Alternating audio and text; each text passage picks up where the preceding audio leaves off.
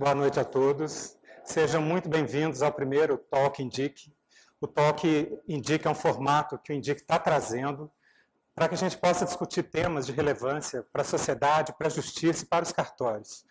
A gente tem uma satisfação enorme recebê-los nesse primeiro evento, que a gente está inaugurando esse espaço aqui do Talk no Cartório do Barreiro, que gentilmente cedeu para nós esse espaço. Hoje o nosso tema é mediação, desafios e possibilidades para os cartórios. Falar desse tema é algo extremamente relevante no contexto da sociedade atual. A gente tem visto aí as eleições e tantos outros temas em que o conflito, parece que a beligerância está em voga no mundo atual. Por mais que não apareça tanto na mídia, mas a gente vê no dia a dia, no trânsito, a gente vê, de modo geral, uma certa intolerância, uma certa violência na solução de algumas questões. Nessa perspectiva, a gente entendeu que discutir mediação, discutir possibilidades de solução de conflitos é algo extremamente relevante e necessário. Para conversar conosco sobre esse tema hoje, a gente tem a satisfação de receber aqui uma pessoa que é mestre e doutoranda em Direito. Ela foi procuradora da Prefeitura de Belo Horizonte, procuradora também da Receita Federal, presidente do Indique, titular oficial aqui do Cartório do Barreiro. Pela expressão que vocês estão falando, acho que vocês até imaginam de quem que eu estou dizendo, Eu percebo assim, um certo ar de fã, assim, um certo ar de admiração por essa pessoa, que acredito é inspiradora para todos nós, a doutora Letícia Franco Maculambo.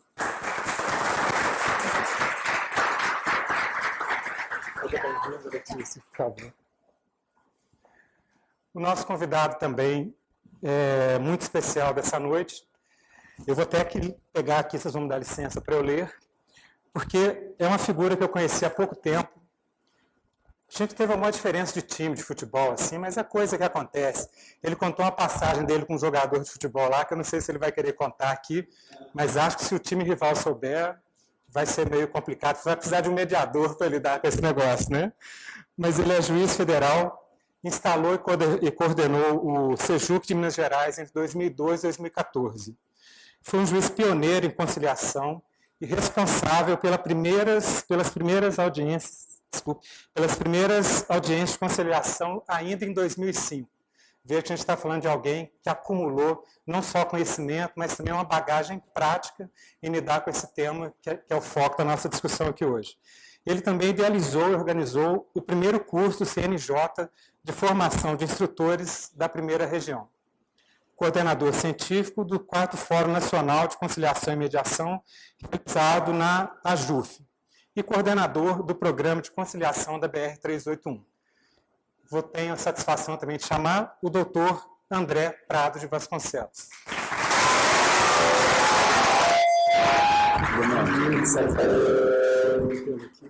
Por favor.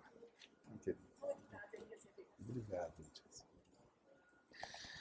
Queremos agradecer aqui também os nossos apoiadores desse evento, o Cartório do Barreiro, o Colégio Notarial do Brasil, o Colégio Registral de Minas Gerais, o Colégio Registral Imobiliário de Minas Gerais, a Copinori, o Instituto de Protesto IEPTB e o RTDPJ.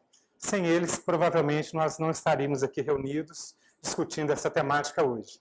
Também dizer que esse evento está sendo transmitido simultaneamente pelo YouTube, propiciando que muitas outras pessoas no país possam compartilhar desse momento de diálogo e conhecimento. Mas é claro, que nada disso seria assim tão agradável se não tivéssemos aqui todos esses sorrisos que vocês aí não estão podendo ver, mas que a gente está aqui, está recebendo aqui um carinho enorme das pessoas que estão conosco aqui. Muito obrigado por essa presença maravilhosa aqui entre nós. Letícia, você me ajuda? André, vamos juntos aqui. Esse tema, pessoal, tem uma pertinência, sim, uma relevância enorme, porque o provimento 67, que dispõe justamente da mediação no âmbito dos cartórios extrajudiciais. E agora a recomendação 28, agora recente, de 17 de agosto, elas recomendam aos tribunais de justiça do Estado e do Distrito Federal a celebração de convênios com notários e registradores do Brasil para a instalação de centros judiciais de solução de conflitos de cidadania, os SEJUCs, em todo o Brasil. essa situação toda da própria mediação fora do judiciário traz para nós essa relevância do tema para essa noite. E para falar conosco, temos essas duas personalidades, pessoas maravilhosas, para a gente conversar sobre essa temática de hoje. Se for, eu estou fazendo aqui uma gestão, uma moderação aqui dessa nossa noite, desse nosso papo. Eventualmente, alguma pergunta pode ser repassada, ok? E a gente pode aqui tentar, na nossa conversa aqui, tentar responder. Aquelas que não forem possíveis, a gente vai registrar e depois encaminhar, né, para que os nossos convidados aqui possam respondê-los. Podemos começar, doutor André? Pois não. Vou começar por você, então. Na sua opinião, qual é a importância da conciliação e da mediação no contexto do judiciário brasileiro? Bem, eu não quero até entrar no que Letícia já me apresentou. Eu gostaria, antes de mais nada, de fazer um pequeno adendo aqui, que ficou faltando algo no meu currículo que não foi colocado, que é algo de muita relevância. Que eu fui colega de classe da doutora Letícia, é algo com muito me orgulho, que tem que ser colocado no meu currículo também.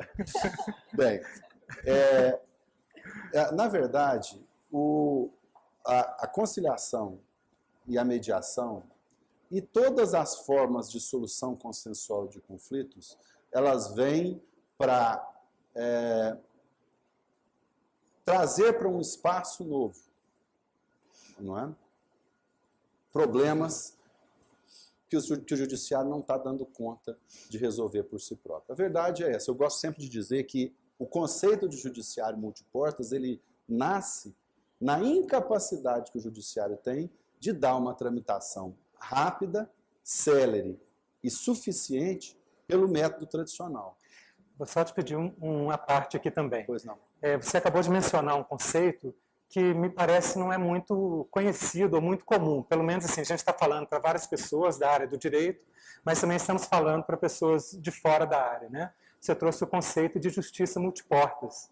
Você pode explanar um pouquinho sobre esse tema? Justiça multiportas nada mais é do que a possibilidade de você ter outros caminhos de entrada para a solução dos conflitos, outras formas de solução de conflitos, que não a forma tradicional. Todo mundo que vai para a faculdade de Direito, todo mundo que pensa num processo, pensa na existência do autor, ou seja, de uma petição inicial, de um réu, ou seja, de uma contestação, e de um juiz que dá uma decisão.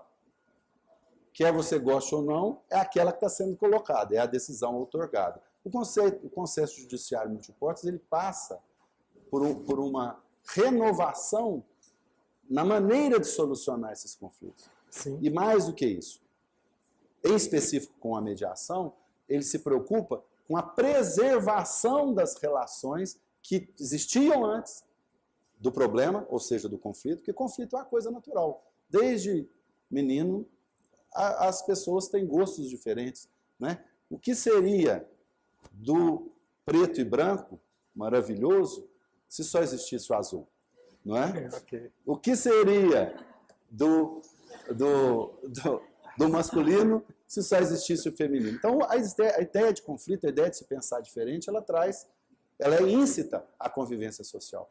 Mas mais do que isso, o conceito judiciário multiportas possibilita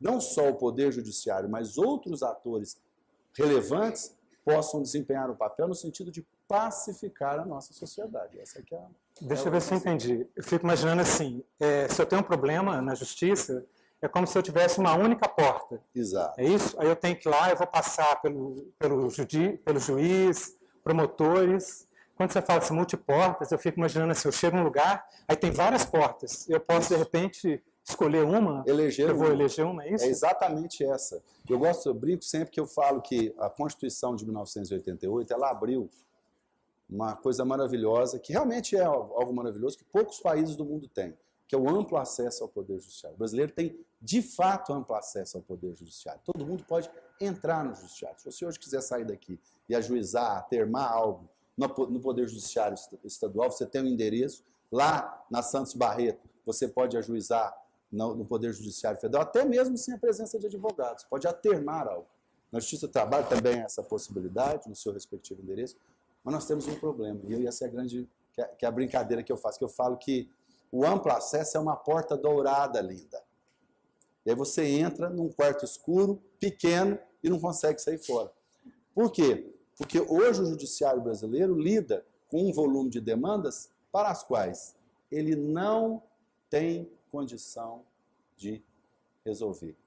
Nós estamos aí já com o CNJ há vários anos exigindo metas dos juízes, estabelecendo prazos, e mesmo assim o número de processos não cai. Vamos fazer uma parte? Primeiro, eu queria agradecer demais a doutora André que está aqui hoje, né, ter aceitado o nosso convite, e dizer que também é uma honra para mim ter um colega tão de renome, livros publicados, e além de tudo, né, porque nós todos somos apaixonados por mediação, também apaixonados pela mediação, né? A melhor coisa do mundo. E, bom, mas eu lembro quando a gente estava lá com o professor Humberto Barbi, com o professor Arthur Alexandre Marco, estudando, né, no Código Civil, o que a gente via? Quando não houver o consenso, quem vai decidir é o juiz. E eu ficava assim, gente do céu, mas como é que quem vai decidir se é o juiz? Porque naquela época, eu não sou filha de advogados, nem tenho parentes advogados muito próximos. E eu falo assim, eu achava que o acesso ao judiciário, eu sei que é possível, claro, hoje em dia é possível, mas ainda assim, vai ter que procurar um defensor público, vai procurar um advogado, não é tão simples, né? O pessoal ainda, apesar da defensoria estar prestando um grande trabalho, tem que terminar a fila. Então, assim, não é qualquer probleminha que você vai deixar para o juiz resolver. Então, naquela época eu já tinha essa questão. E cada vez mais, né?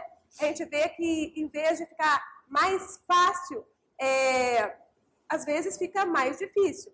Então, assim, apesar de que, a gente, comparando, por exemplo, com os Estados Unidos e tudo mais, a gente vê que o nosso processo, né, é muito mais fácil estar no judiciário aqui do que lá, né? Enfim, de qualquer forma, eu fico verificando que o acesso, nós estarmos na rua, os cartórios estarem na rua, depois eu vou falar disso, né? Mas estarem na rua pode ser uma porta interessante por causa disso, né? Sem dúvida. Na minha visão, há espaço para um segmento grande de pessoas, inclusive para a modificação do papel do advogado. Talvez a solução brasileira, porque a gente não, quando você compara sistemas, é muito complicado. Você dizer, olha, isso é ruim deles, isso é bom nosso.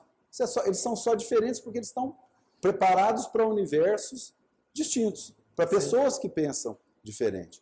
Então, eu acredito que nos Estados Unidos, por exemplo, a saída que eles encontraram para redução do número de leads e para viabilização do judiciário foi o encarecimento. É caríssimo entrar na justiça. Então, o papel do advogado, você fazer, lógico que não é só isso, você tem a questão dos precedentes vinculantes, que gera toda uma segurança jurídica a respeito de determinados temas, mas assim, falando en passant, o advogado tem que exercer um papel diferente. E eu não sei se esse papel aqui será efetivamente exercido pelo advogado pela cultura de litígio que as nossas universidades pregam. Veja, você que é profissional de direito, ou que está entrando no direito, se a primeira coisa que você quer fazer, que o menino chega na escola e quer aprender, fazer uma petição inicial. Eu me recordo quando a gente estava na Federal, e eu entrei com a primeira petição no Fórum Lafayette, uma petição de vista dos autos. E fiquei umas 2 semanas esperando, né? Porque na minha cabeça aquilo ia funcionar. Aí o colega, até hoje, ele até falecido, foi procurador de justiça, Marco Túlio, ele era irmão daquele autor do Coimbra, que dá aula de direito tributário. Chegou o André, não, estou esperando o juiz despachar. Mas você vai ficar lá o resto da vida, você não vai lá brigar, levantar. Essa é uma perspectiva de um judiciário que ainda é real para a gente hoje. E que eu acho que para determinados temas, principalmente os temas de menor relevância, sob o ponto de vista da dificuldade jurídica, será fundamental a atuação dos cartórios. Não é? Como, aliás, a própria lei já reconhece. Hoje o sujeito já não separa mais. Antigamente, todas as separações eram no fórum. Hoje, só quando há interesse menor. O inventário também já não acontecia, já passou. Ou seja, é um processo lento e gradual, a gente está desjudicializando uma série de questões que, na verdade, não precisam estar no judiciário.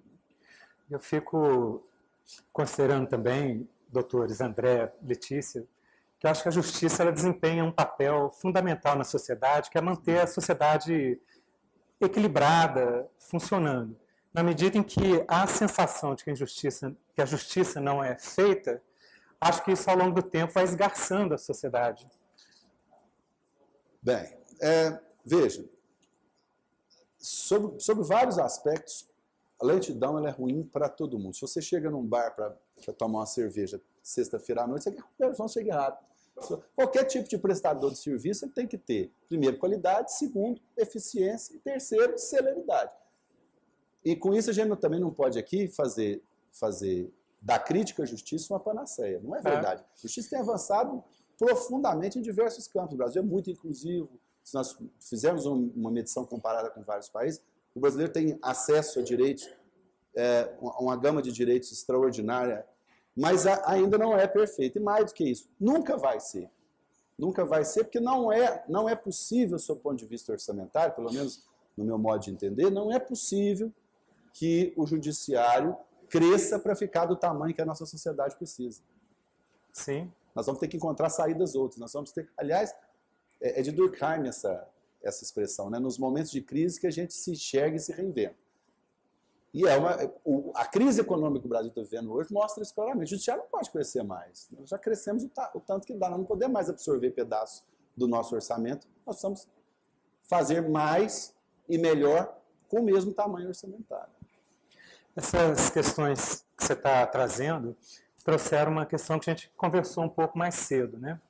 Com essa questão do novo Código de Processo Civil, o que você acha que ficou explícito? O que você acha assim, que tornou óbvio para a sociedade a partir da promulgação do Código de Processo Civil? Olha, sob o ponto de vista teórico, o Código de Processo Civil ele foi produzido para evitar aquilo que se chama jurisprudência defensiva.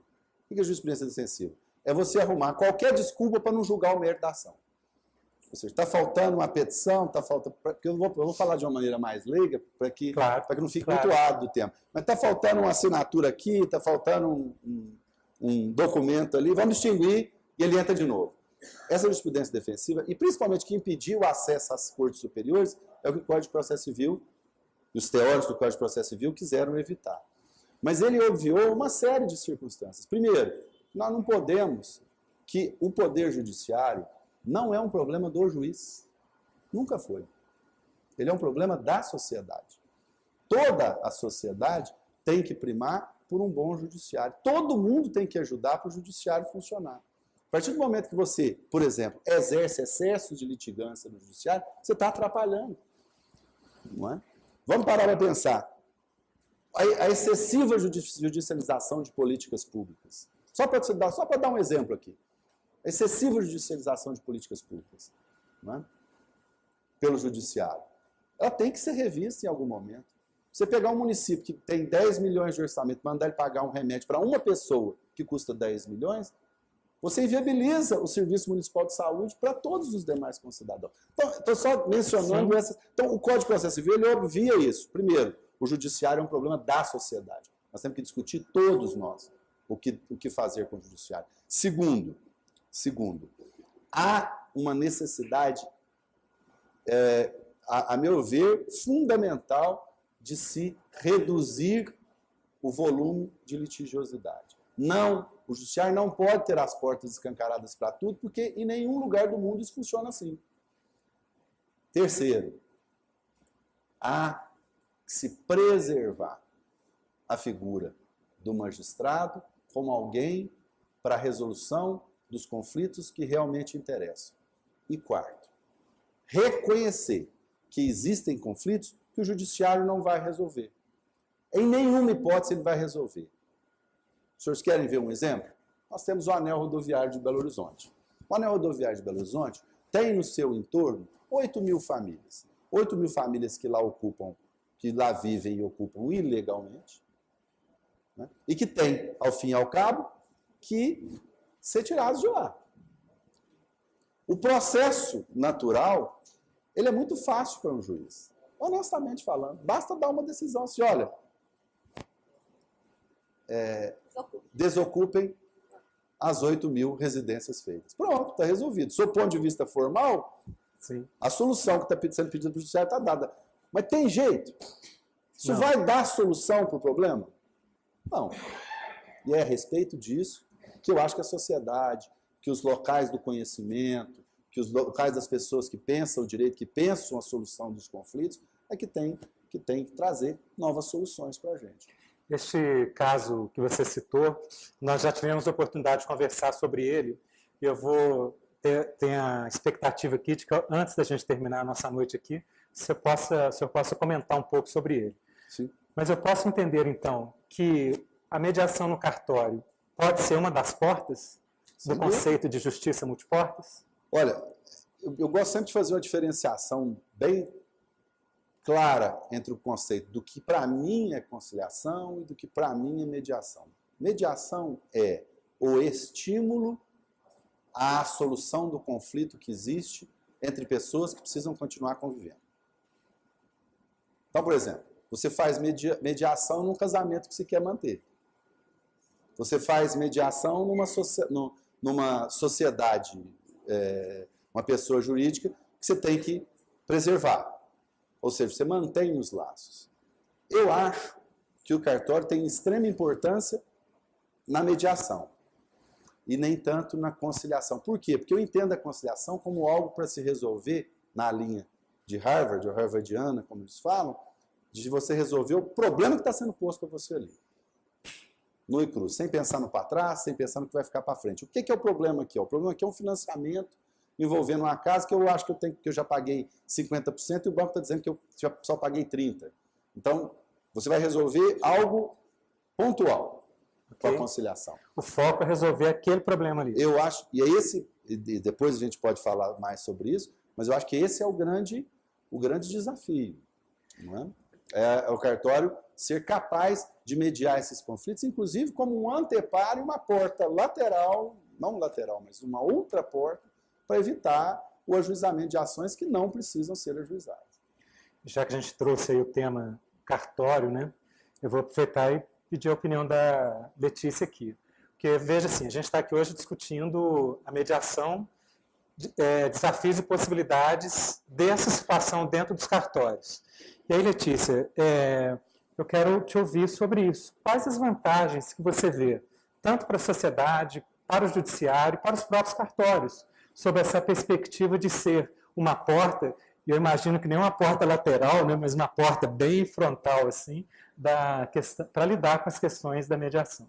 Bom, eu queria primeiro começar falando da importância da mediação, né? Desse novo paradigma, que é entregar para a própria pessoa aquele poder de resolver os seus problemas. Isso aí eu acho que tem muito a ver com o avanço da sociedade. Porque antigamente a gente esperava, por exemplo, até dentro da família, né? Quem vai resolver isso é papai. Hoje em dia não é mais assim, né? A família toda tem que sentar e discutir os problemas. É difícil. Antes era mais fácil. Mas, ao mesmo tempo, será que era bom? Era só mais fácil de lidar, né? Geravam diversos conflitos lá que nunca eram solucionados. Hoje em dia, os conflitos aparecem, como disse o André, conflito é uma coisa supernatural, né? Se tem liberdade, tem conflito. Aliás, quando me falam assim, eu nunca briguei com meu marido, eu falei, não. Então, você não... Tem alguma coisa errada aqui. Nem ciúme teve, né? Nunca.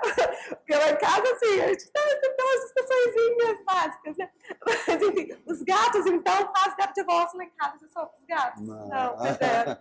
Teve uma alta questão lá teve uma mediação com os gatos, entre os gatos. Ficamos os gatos, mas eles ficam só num certo lugar, entendeu?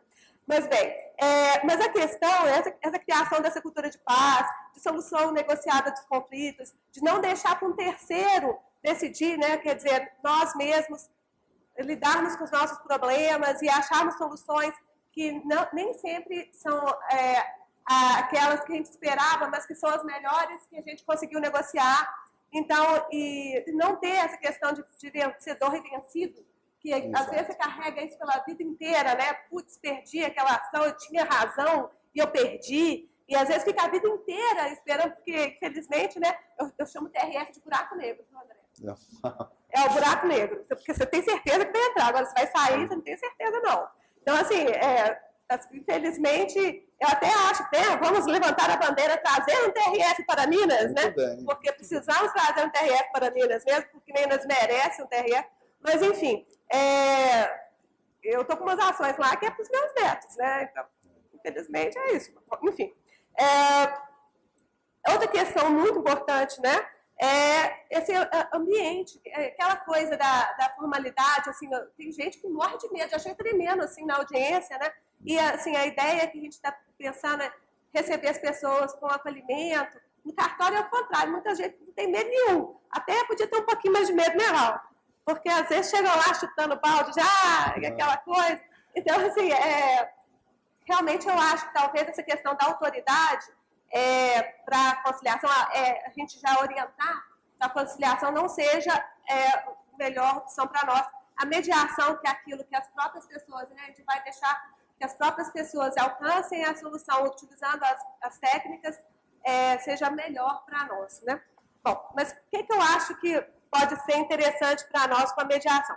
Primeiro, para a justiça, o André já falou, mas eu vou reforçar, seria que a gente possibilitasse que a justiça tratasse das questões em que realmente não foi possível encontrar uma mediação, uma conciliação que resolvesse esse problema. Porque já que vocês atualmente, né, fica também a cargo de vocês essa fase, com todos os ônus, né, todos os custos envolvidos, uma quantidade grande de causas que ficam chegando. Eu até tenho dados aqui desse ano, da Justiça em Números do CNJ de 2018, é impressionante, gente.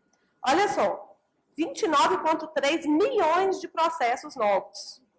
Então, apenas considerando primeira instância, né? Então, Justiça Estadual, Justiça do Trabalho e Justiça Federal. Eu não peguei eleitoral, nem militar, não. Só essas três, dá 29,3 milhões de novos processos. Apesar de ter havido muitos julgamentos, teve mais julgamentos do que isso, ainda assim, como já tinha um acervo, né, os casos pendentes hoje alcançam 63,5 milhões de casos. Então, assim, realmente não tem. Olha, eu gosto de falar sempre isso para as pessoas quando você pensa em processo.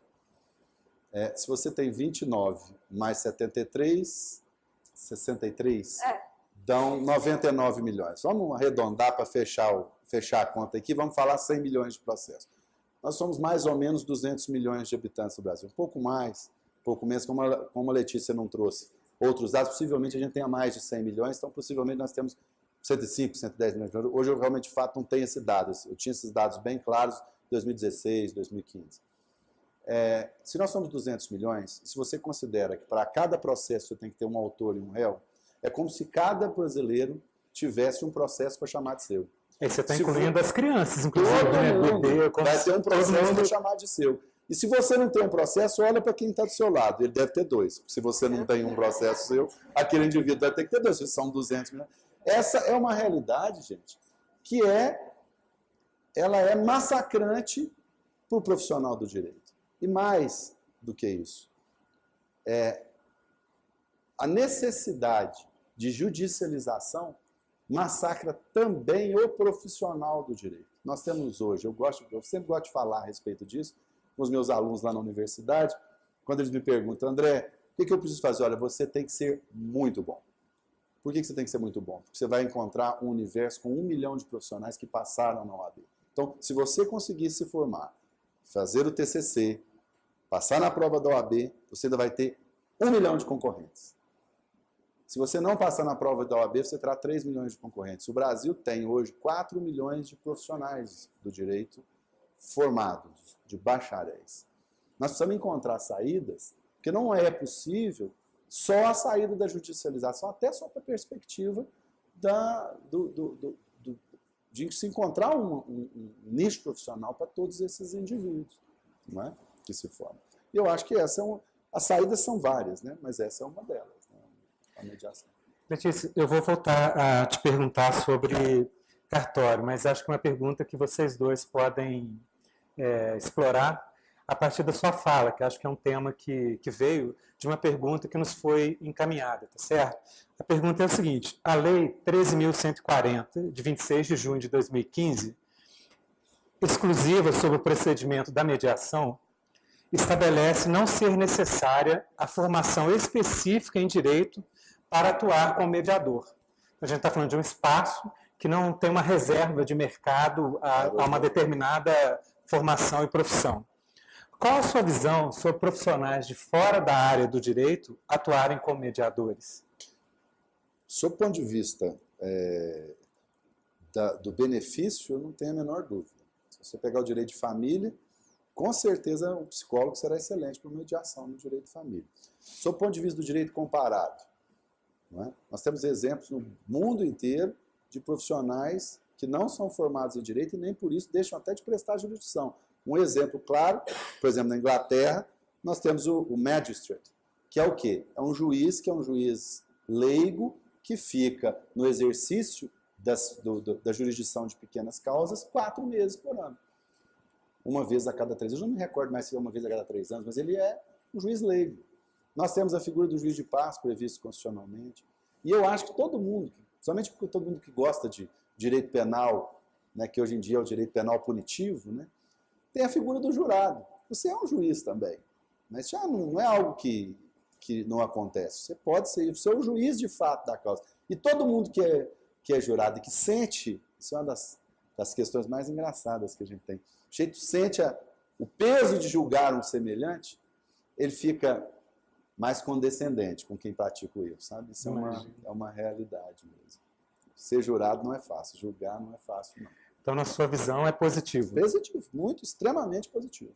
Acho que vai ser de extrema relevância, até porque tem várias questões que não são resolvidas. Olha, gente, são tantas as questões que o juiz, a despeito dele ser chamado, né, de perito, um peritório, né, o perito dos peritos, tem várias coisas que ele não conhece, que ele não entende, que o profissional do direito simplesmente não entende. Uma questão envolvendo medicamento, aliás, as boas iniciativas no que tange, por exemplo, às questões envolvendo medicamentos de alto custo, todas elas têm envolvidas médicos. Por quê? Porque são capazes de dar as melhores terapias, de conversar a respeito desse tema e, às vezes, fazer mais justiça do que, de repente, uma sentença do juiz dizendo que é para entregar o remédio tal ou não, ou deixar de entregar. Enfim. Letícia, você que está aí na linha de frente, né? Não só como titular de cartório, mas também liderando essa discussão, né? Debatendo sobre textos e tudo mais. Qual que é a sua visão sobre isso? Sobre a questão de profissionais de outras áreas? Sim. Eu acho que enriquece. Assim, porque como a gente não vai decidir nada enquanto a gente é mediador, né? A gente vai simplesmente utilizar das técnicas para que as pessoas encontrem aquela solução. Então, não é necessário conhecimento de direito e nem é obrigatório você utilizar nenhuma regra jurídica naquela solução, né? Das minhas professoras aqui, ó, que eu também fiz o curso do INDIC, né, da formação, e as minhas professoras estão aqui. E isso foi bem esclarecido, né? Não é assim, apesar de saber, por exemplo, que o pai tem a obrigação de custear a pensão da criança, né? Ok, mas se a mãe lá fala assim, olha, nós vamos dividir aqui, eu vou dividir com você, claro que o pai e a mãe têm a obrigação de dois, né, gente? Mas eu estou falando o seguinte, não vai entrar lá, se tivesse uma regra e falar assim, o pai tem que pagar meio salário mínimo. Na mediação não precisaria ser seguida essa regra, né, ao pé da letra. Então, assim, eu acho que não tem necessidade nenhuma e que realmente alguns outros conhecimentos de outras áreas podem ser muito favoráveis. Por exemplo, um caso que envolva família. Né? As nossas colegas que têm conhecimento dessa área de lidar com terapias mesmo e tudo mais, é muito interessante. Também acho interessante do ponto de vista do advogado, né? O advogado também já teve experiência nessas áreas, inclusive viu batalhas jurídicas enormes que destruíram a família e tudo mais, já tem experiência nisso. Pode ser interessante também, né? Trazer aqui o outro lado. Olha, é difícil aqui, mas a briga pode ser mais complicada. Então, eu acho que a questão é essa, bem tranquila. Agora, sobre os cartórios, que eu não cheguei a falar, mas gostaria de falar, a questão da importância para a sociedade da gente trazer para os cartórios a mediação, é que, além da gente ser mais uma porta, a gente é uma porta grande, né? Porque não tem outro órgão no Brasil com mais capilaridade. A gente está bem disperso, né, no território. Só que em Minas nós somos mais ou menos 3 mil cartórios, se a gente considerar todas as especialidades. E isso é uma riqueza muito grande, porque às vezes naquele localzinho pequenininho, que não tem justiça, porque não é sede comarca, às vezes não tem nem correios, mas tem cartório. Então, esse profissional que às vezes está lá subaproveitado, quem sabe a gente não consegue trazer para ele a dignidade e, além de trazer também o sustento, né? E para a população que já está, inclusive, acostumada, porque aqui no cartório a gente vê, muita gente chega aqui no cartório não é para poder praticar algum ato, às vezes só para pegar orientação mesmo, né? Fora as quantidades de vezes que eles acham que a gente é cartório eleitoral. Gente, eu estava no domingo lá em Ouro Preto, recebendo o pessoal, me liga, estou aqui na porta do cartório, 3 horas da tarde. Mas hoje é domingo. Ele, pois é, mas eu fui convocado pela Justiça Eleitoral. Eu falei, então é lá no cartório eleitoral. Ele, mas não é o mesmo, não. É outro. A gente até sabe de qual o endereço, eu já passei o endereço, vai lá, corre lá que dá tempo ainda. Mas então, a gente está falando de 3 mil cartórios, mais ou menos, aqui no Minas, e no Brasil, 14 mil. E se você fizer um levantamento do número de funcionários, né, a gente chega a mais ou menos, que eu tinha feito o levantamento há mais tempo atrás, mais de 30 mil pessoas, né? Às vezes, assim, com certeza mais de 30 mil diretos, né? Tem gente que fala que pode chegar até a bem mais, sabe? De pessoas envolvidas. E outra coisa que eu acho que vantagem é que os valores são previamente conhecidos. Então, todos os nossos valores estão em tabelas. Às vezes a pessoa fica meio insegura de procurar, porque não sabe, né, quanto que ela vai pagar e tal, será que eu vou dar conta, vai ser caro ou não vai ser? Eu acho que e os valores aqui em Minas estão bem razoáveis, de acordo com a tabela da gente, que já foi publicada no final do ano passado. É uma coisa interessante. Ainda sobre a questão para a sociedade, o custo, né, que eu sempre vou falar, que os cartórios não trazem custo para o Estado. Ao contrário, nós recebemos a TFJ, que repassamos ao Poder Judiciário, e não recebemos nenhum centavo diretamente dele, né? E nós sabemos que o custo da Justiça em 2017, sem crítica nenhuma, porque, claro, tem que continuar tendo a Justiça, mas, às vezes, os recursos podem ser utilizados em outros setores, né? Focando mais em situações em que realmente não tem jeito de resolver de outras formas, mas eu fiquei até assustada, porque eu não sei entender esses números muito grandes, não. Mas a Justiça como um todo, em 2017, consumiu 92 bilhões, sendo que uma parcela disso foi para aposentados, né? Então, assim, diretamente, 76,5 bilhões foram investidos no Poder Judiciário. Então, assim, é um valor importante. A questão dos 92 bilhões corresponde a 1,4% do PIB. O custo por habitante, R$ 437,47. Então, cada habitante é como se estivesse pagando esse valor. Então, vamos aproveitar esse valor melhor, né? Acho que tem jeito de aproveitar esse valor melhor. Exatamente. Eu tenho um exemplo claro. Inclusive, até, eu acho que nós vamos ter que, em algum momento, fazer uma revisão das custas processuais da Justiça Federal, porque realmente elas são muito baixas. É a história do amplo acesso, né? Que a gente estava mencionando. Você disse muito baixas? Muito baixas. Muito baixas. E o que acontece? Você serve, em algum aspecto, para algo que você não poderia estar servindo.